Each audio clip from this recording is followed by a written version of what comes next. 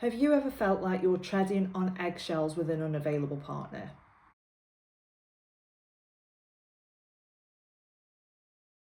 Hi, I'm Amy and welcome back to my channel. I'm a certified attachment style coach and I help anxious attachers break the cycle of relationships with avoidant and emotionally unavailable partners so that you can really thrive in your independence and also prevent future heartbreak. So today's video, I'm going to talk about why this happens and what you can do about it going forward. But the first step, as always, is figuring out what attachment style you are. And I do have a free attachment style quiz. The link is in my bio. So you might find this situation familiar. I know that I did, and I went through this so many times, that I would want to talk about something that was upsetting me or a need that I had. And I would flip-flop for weeks on how to broach this subject. I would talk myself out of it. I would get really fearful of what the outcome of this conversation was. And if it is that you're feeling like this, your fears are perfectly valid, because if you're with an avoidant partner, because they are such a flight risk, you are going to be concerned about what the outcome of the conversation is. So you'll find yourself in a catch-22 situation where you'll have to either really suppress what you want to say, and you're going to feel discomfort because you're abandoning yourself, or you are going to have to say it at the risk of this person emotionally distancing themselves, which is going to cause pain. So you're stuck in this really uncomfortable middle ground where you really want to express a need, but you can't.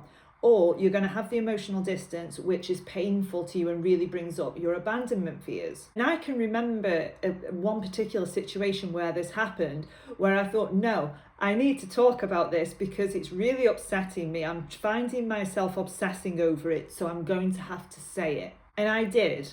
And the inevitable happened. There was days of silence, days of feeling ignored, days of being blocked sometimes because I had mentioned a need that I had or a problem within the relationship. But all I really wanted to do was solve the problem and move forward from it. So why does this happen with avoidant partners? When it is that you bring up a need or a problem in a relationship with somebody who is avoidant, they are going to perceive this as criticism. And avoidants don't tend to deal with criticism or perceived criticism very well. They will start to deactivate and push you away.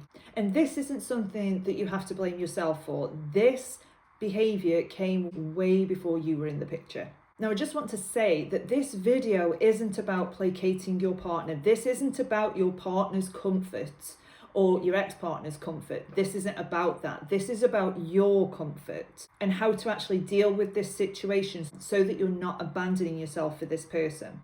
So when this situation happens repeatedly, you are going to feel like you can't say anything. You're going to be so afraid of rocking the boat because you can't deal with the days of silence. And I completely get this because the silence is excruciating. However, it's also not your problem. It's not something that you are going to be able to control. The silent treatment that this person gives, even though it is for self-preservation, it's actually incredibly immature. This is not what a secure relationship looks like. What a secure relationship looks like is that you express a need, that person will do their best to understand where it is that you're coming from, and you will be able to come to some sort of middle ground and compromise because you are both on the same page in moving forward.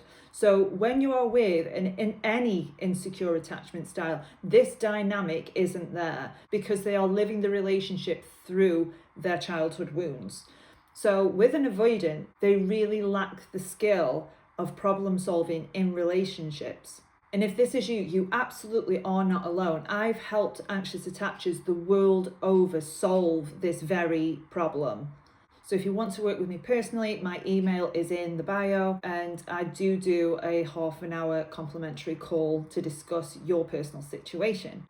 So if you're finding yourself repeatedly in this scenario, this tells me that there is a lack of boundaries, because if this person can easily withdraw and deactivate, part of the reason that they keep doing this is because they know that you're still there with open arms. And I'm not saying that anyone's doing this on purpose, because like I said, I have been you. I have been that person who has said exactly what I knew my partner wanted to hear to keep the stability. And I abandoned myself so much. I wouldn't express what my needs were. All I was interested in is he happy and is he going to leave me?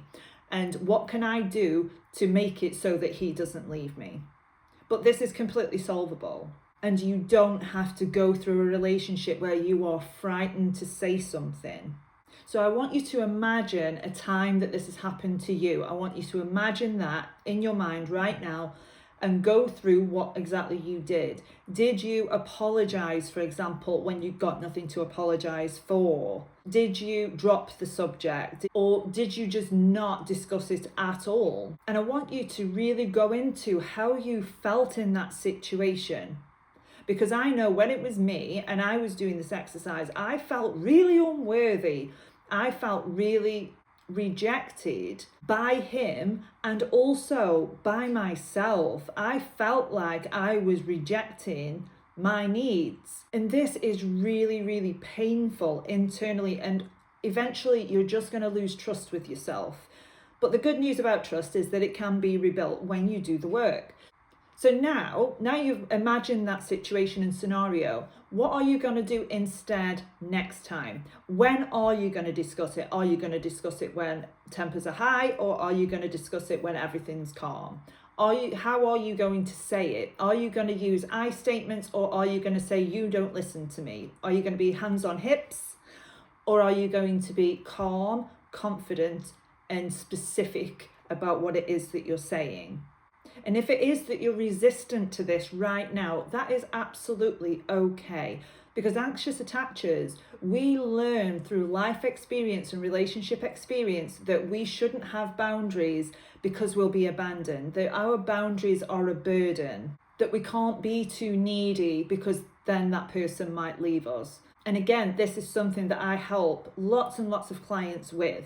So the relationship that you have to your own boundaries, you need to understand that your boundaries are so important because they are what are keeping you safe in a relationship.